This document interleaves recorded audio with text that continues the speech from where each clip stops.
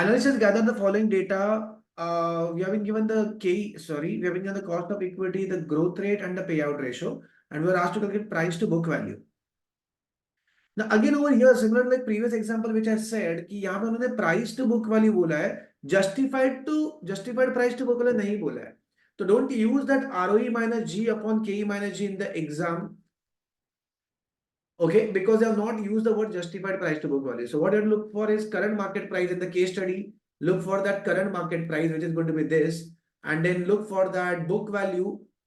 Okay, or they could be giving you the book value of equity and then divided by number of shares. So this is the way to calculate the price to book value.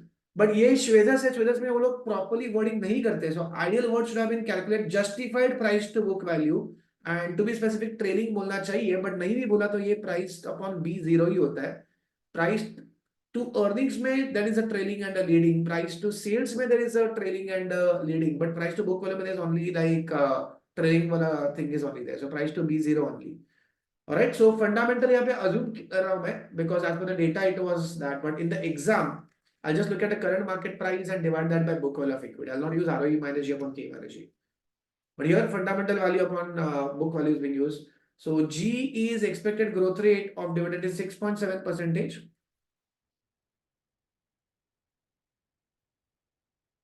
And the cost of equity required rate of return on equity is 12.5%. That's 0.125. Okay. And ROE was something which was missing over here. So ROE के लिए हमें वो formula use करना है कि G is equal to ROE into retention rate. So growth rate of the dividend is 6.7%.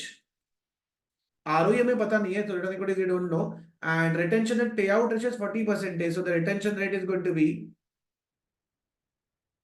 40%. So 60% payout means retention rate is 40%. So take the 40 on the other side, 6.7 upon 40 would be the ROE.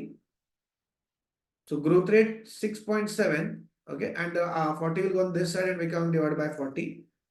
So the ROE is 0.1675. Just put that ROE as 0.1675 over here. So 0.1675. Let's do it in the numerator. 0.1675 minus 0.067 growth rate, ROE minus G, equal to divided by bracket open and in the denominator 0.125, the cost of equity, right, this 12.5% minus 0.067, so minus 0.067, okay, and that is G. So close the bracket and it is coming to 1.73. So what you guys got was bullseye, correct? It was answer as E.